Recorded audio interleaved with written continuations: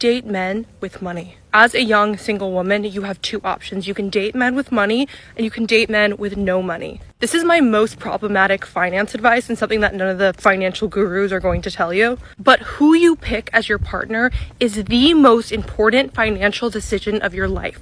Dating men with money is a massive shortcut into high net worth financial circles. The networking and connections are amazing. It's also the fastest way to get class mobility. I know this is taboo, but it's true. The opportunities, the connections, again, the class mobility that have come from dating men that have their bag is absolutely insane. And This is exactly why you cannot trust feminists. What happened to you being strong and independent? What happened to you not needing any men? All of a sudden, when they hit this point in their 30s, they're all of a sudden talking about the best way to get financial mobility, the best way to get into the next class level is use men. do credit some of my career success to that. I know a lot of women don't talk about this. It's very taboo, but just don't waste your time on broke men. Most women get married because they want financial security. Why else would I tie myself down to you, have your children, if you're not going to take care of us? Because I love you, you love me. We can sleep in a sleeping bag outside. We love each other. Oh my God. That's why you get married, right? No. Okay. If he loves her, he's going to grow with her and love her. The money. Nobody cares about that shit. Nobody cares. That's why the world is messed up right now. Because these women think money is the end all be all. If you had a daughter, you would not want her with a man who has nothing and just loves her. I'm not going to allow my daughter to marry a guy just because he got some money. Yeah, because and I don't know he really live. If he's undying love, he loved his, and I know that, right? Just like I know he got, so we're going to put it on two scales. I know he got $100 million. I can see it, I know it. Yeah. And I can see and know this man love her, love my daughter with his fucking heart, soul, do whatever for, good, bad, rich, poor. I'm going to go with this side. What the fuck is money? They both going to die anyway. People are dating for passive income. That's why the dating scene is messed up right now.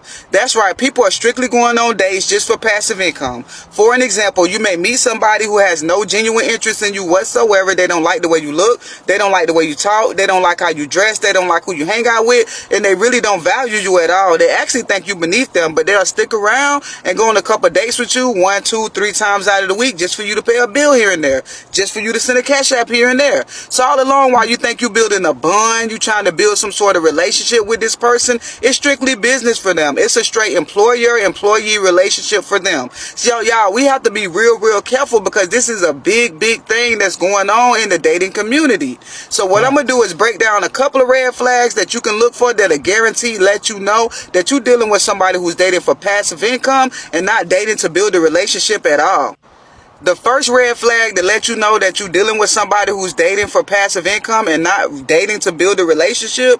If you start talking to somebody and let's say 1 to 2 weeks into your relationship, they have some sort of financial emergency that no one else can help them with. Like their mom can't help them, their dad can't help them. Like you, the only one can help them with their financial situation. So let's think about this logically. If you never met them, what were they going to do? Y'all never met. What were they going to do then? Y'all, that's the number one sign that you're dating someone who's dating for passive income. What they're doing essentially is setting the tone and letting you know that, hey, I don't have no one in my life that can help me financially.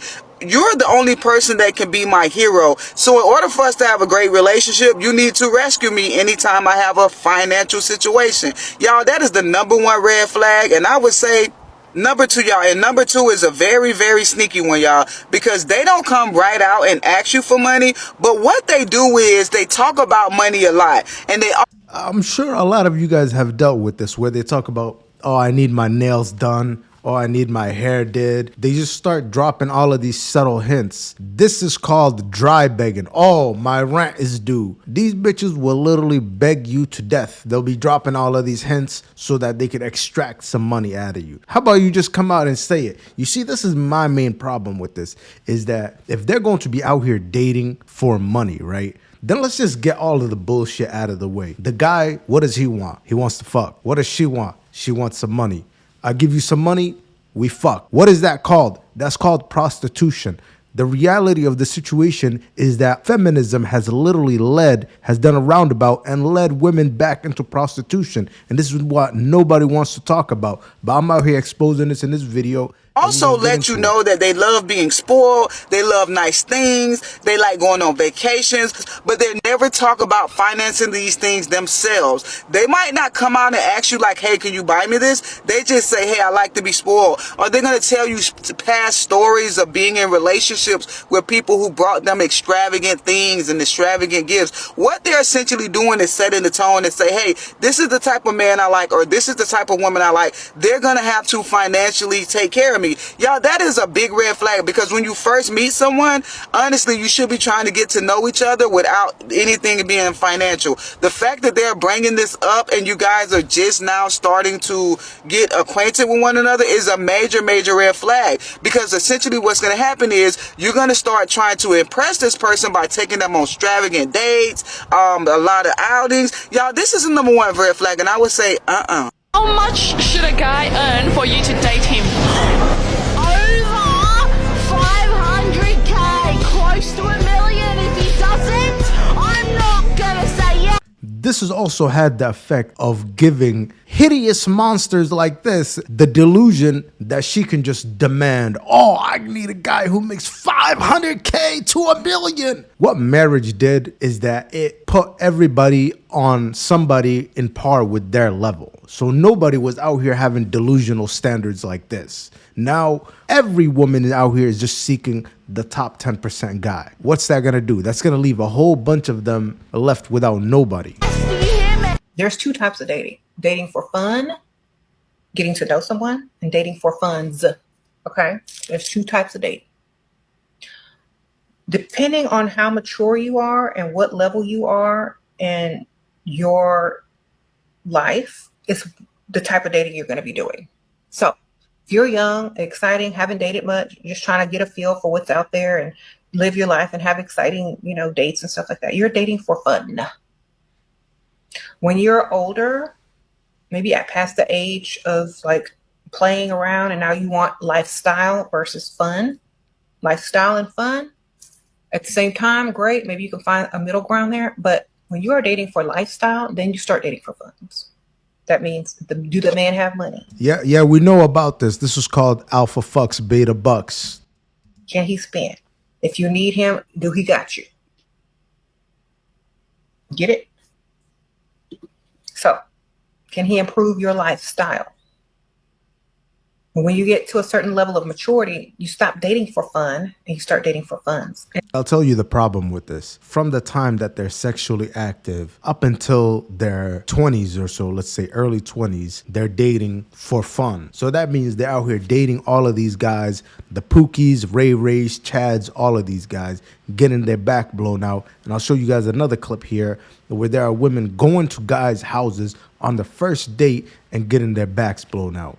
And they're doing this for many, many years. You see, I like to use this analogy in which I say women are like cars. So as soon as you drive a car off the lot, it drops down, the value drops down by 10 to 20K. And then from the time that they're sexually active until their early 20s, they're out here putting mileage on themselves. They put 100K miles on it by the time, let's say, they're 23. And then that's when they start to getting to dating for funds. Okay, well then they go around from their early to 30, they go out here dating for funds. So now by that point, they've already put 175K miles on this car. And then they start demanding, oh, you know what? I'm out here. I'm done with this whole lifestyle. I'm out here ready to settle down. I need a guy to treat me like a princess. I need princess spoiled treatment. I'm in my soft girl era. But what they're essentially doing is that they're demanding new car prices for a car that has 175,000 miles. Please tell me, what person in their right mind would pay full price for a car that has 175,000 miles? Nobody would do that. And if fun should come along with it, great. But that's not the only reason you're going to be dating. Let me be so clear when I say this. If you marry a man solely for money, you will pay for it for the rest of your life. What irks me so bad when women say this is that y'all be dating broke and still paying the price. Y'all be dating broke and still suffering the consequences, talking about, oh, you'll be paying with your mind, your body, your soul, your mental health. You women who don't prioritize a man's finances, do y'all not be out of y'all's mind, crashing out all over the internet, bleaching clothes, slashing tires, fighting other women, etc., etc.? Do broke men not also expect to use y'all's bodies? Do some of y'all's mental health not be all the way messed up after getting out of these relationships? You women who don't prioritize money, why are y'all still paying the price? Why aren't y'all in the best relationships ever if that's the case? Because y'all love to put certain things on women who prioritize money, and y'all will be sitting there going through 10 times worse.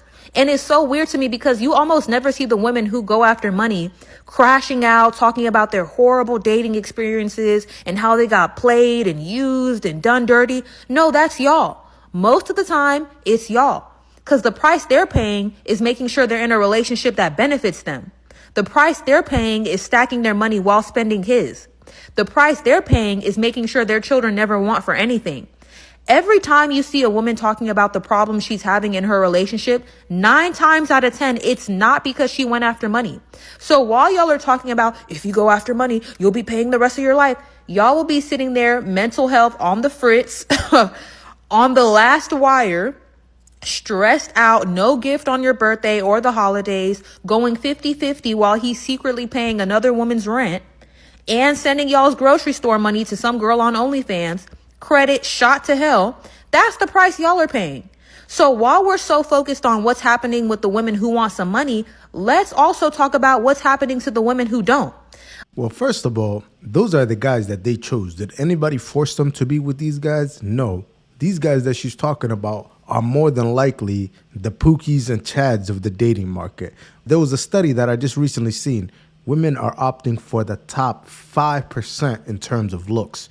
So these are guys, tall, attractive. So those are the guys who have bad credit score, no career path, and women are still being with them. It's not that they're not benefiting in any way. They're getting their backs blown out on a daily basis. That's what they're prioritizing for in their dating strategy in these early years. But I'm going to show you guys another clip in which the women who do have everything, you'll see their relationships as well. Let's get to talking about that while we're at it, because for a bunch of women who don't marry for money, y'all sure do know a lot about the women who do. With us to try a new Michelin star restaurant that we've...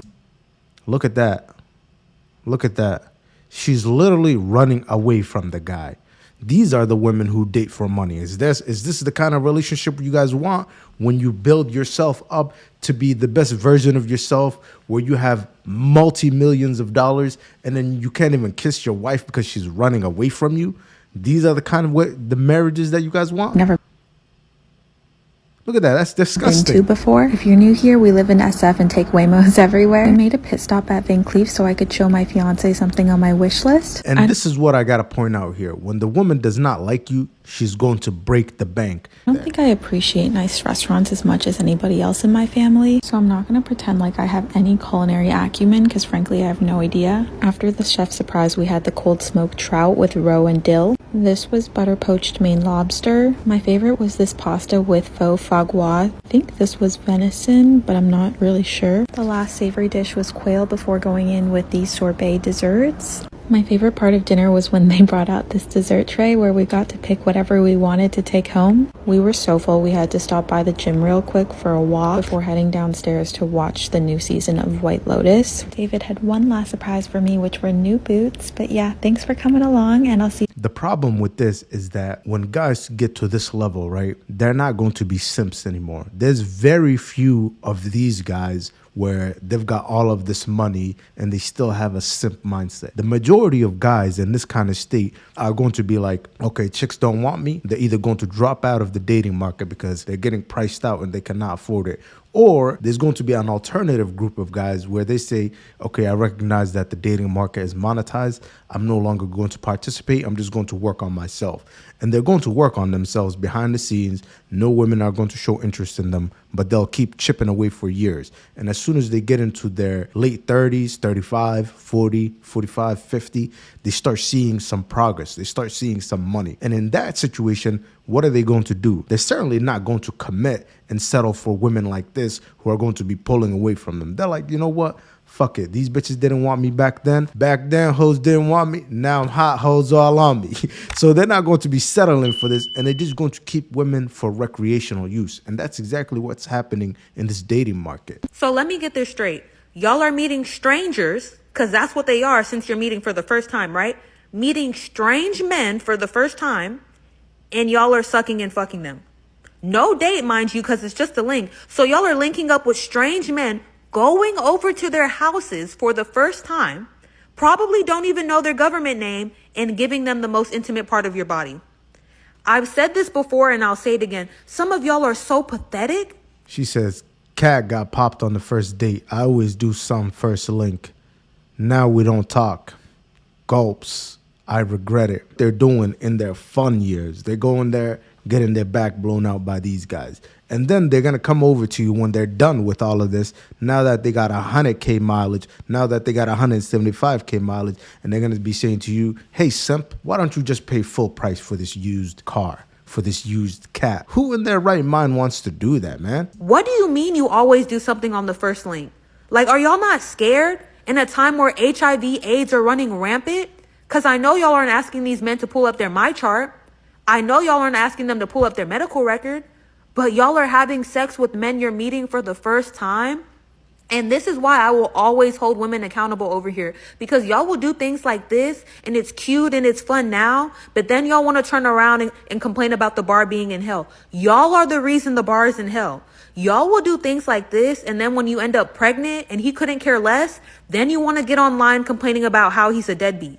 Y'all will do things like this, and then when you end up on baby daddy number 6, 7, and 8, you want to say it was just a mistake. Y'all aren't making mistakes. Y'all are making deliberate choices, talking about it's so hard not to. And this is the problem with the whole dating market, is that you cannot put women in charge of the dating market. Back in the days, there was an institution called marriage, in which one family, and the basis of all relationships are this: women want protection and provisioning, men want sex.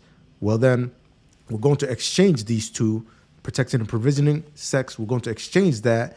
And in the best way to not make this seem so transactional was the institution of marriage. We're not going to degrade the woman, and we're not just going to use the guy. So we're going to provide equal shares, and we're going to work together towards a better purpose of raising our kids that will inevitably come from this transaction.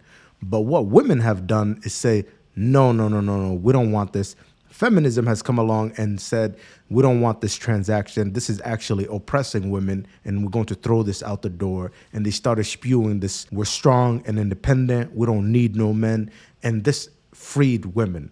But so many of the Gen Z women have come out and said, oh, wait a minute, this whole arrangement is not good with me. We don't want to be working all day. We don't want to be working 8 hours a day, 5 days a week. That's not what I'm here for. They said, we're here for a soft girl lifestyle. We want guys to be paying for us.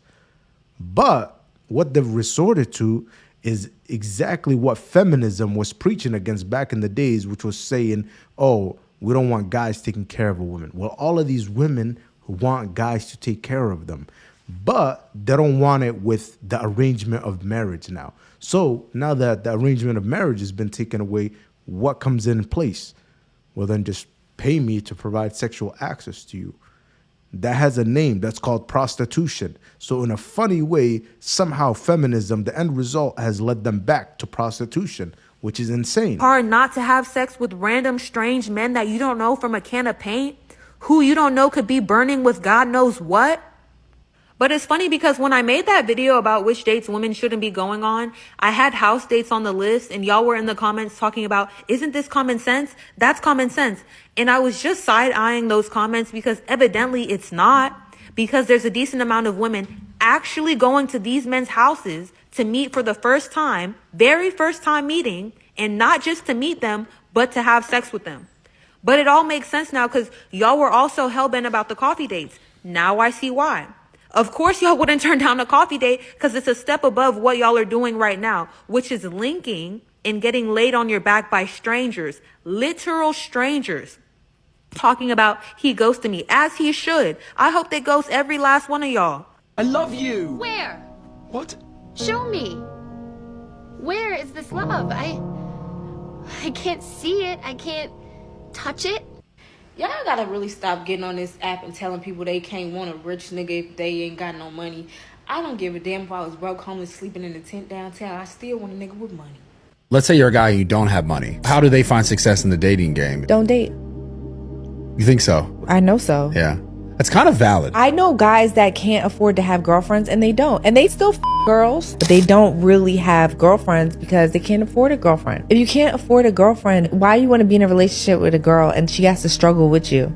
What do women need to add to be able to like make it a good relationship? Because we talked about men having to pay. I think women have to stop nagging. They need to let a man be a man. They need to learn how to submit and not talk back. Especially if your man is out working all day, he should come home to home cooked food. The house should be clean. Amazing. If he's really taking care of you, you should be on your knees as soon as he walks in the door. And you should be thankful that he's taking care of your whole life. Like, that's what you have to do. And it helps when the man is fine and you're attracted to him. That's what I was saying. Like, it's not easy for me to just go be with somebody that just has. The problem with this, right? And I actually agree with her message. It's just the wrong messenger. And this is one of the things that's happened as well, is that women will go end up doing all of this shit. This is Amber Rose, for you who don't know. She was a major industry thought. Literally been through all of this stuff that we're talking about in the monetized dating market, where she's been monetized, she's been in rap videos, she's messed with ballers, she's messed with basketball players, football players. Anybody who's got money in the industry has probably hit this. And then inevitably, when they end up hitting the wall, nobody pays attention to them. Then they get on the airways and start spewing the real talk. Bill Burr actually had a great quote about this. Women are surrounded by this tornado of misinformation because everybody wants to fuck them. But only when nobody wants to fuck them do they see the reality of life. And then they start spewing and talking like this. Well, it's too late. Money that I'm not attracted to. But all those attributes, yeah, 100%. It's been about a year and a half since I stopped sprinkle dating. I had a long-term SD for about like almost 8 years on and on. And they use this fluffy, flowery language, sprinkle dating. No, ma'am. There's a name for that. It's called... off, and it was just such a tumultuous relationship. I didn't want to sprinkle date anymore. Since then, I still used Shira Seven's tactics when it came to dating, but just less like money oriented side of things. And I ended up in a relationship for a very long, for almost 9 months or something like that, and that got pretty rough. That's a great point here.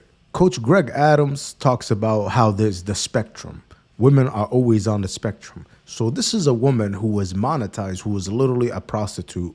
And then she said, you know what? I'm burnt out from being a prostitute. And then suddenly she ends up on the dating market. And this is what's going to happen. I actually sent out a tweet the other day that said, soon you won't be able to find a woman who hasn't had a monetized past. And this is so true, because this woman is literally a prostitute, and then she's burnt out by being a prostitute, and she turns to what? A relationship. In fact, a relationship for women is literally a break from the cock carousel, which is so true. Check this out. And like going to date someone that has a lot of money to somebody who makes a good amount of money, it's a huge difference, especially when it comes to like shopping and bills and things like that. But after that, I don't know why I stopped sprinkle dating. Like, I'm out of my mind. It was a really bad idea to stop listening to Shira Steven. It's not that the reason she stopped doing it is because she was burnt out. Women only have a small amount of time in which they can capitalize on this. And this is why this plan will inevitably fail, is because from the time where men start finding them attractive to about 30, maybe 35, that's the period of time in which they can do this. Well, then you still have a whole life after 35 or after the majority of men stop finding you attractive. And then what will you do at that point? In fact, I literally seen a video recently in which there was a grandma, a lady that was 65 plus out there on Figueroa still trapping cat. And that's the reality that's going to be for a majority of these women, is that they will go through this whole cycle of, first of all, messing with guys only for their looks, and then dating for funds, and then inevitably running out of time. And then what will they do at that point? Well, this woman right here has proven the point that she quit the whole sprinkle dating, and then she had to go back to it, because the reality of it is that a lot of these guys will just use you up and then just toss you to the side. So then she has to make it worth it for her. And then what does that go back to? She goes back to sprinkle dating. I actually explained this in one of my recent videos. This is like somebody experiencing fast money. If a person starts experiencing fast money, if a guy starts, dealing illicit substances and then somehow says, I'm going to make money that way, well then, and if a woman says, I'm going to be trapping cat and I'm going to make money that way, well then you can never come back from this. Once you're on that path, you're on it for life. You can never go from making $1,000 in a day to then going back to working at Burger King. You see, nobody can go back that way. So once they start doing this, they've locked themselves in for life. And then what are you going to be doing? Selling cat at 65 on Figueroa? That's a failed life right there. Stop. It was just like, oh, I had such a horrible, experience with sprinkle dating because I'd done it for so long, and I was doing it before she even came out with her videos. Like, I was just tired of it completely. But now it continues to come back to me, and like it just like her tactics just make sense. So don't stop doing it. Even if you're like me, you've had enough, and you had 8 years of it, like you spent all of your 20s and it just felt like, oh my gosh, this is such a waste of time, even though this man is very successful. And then this guy, he's 8 years of trapping cat. Do you know how horrible of a life that is?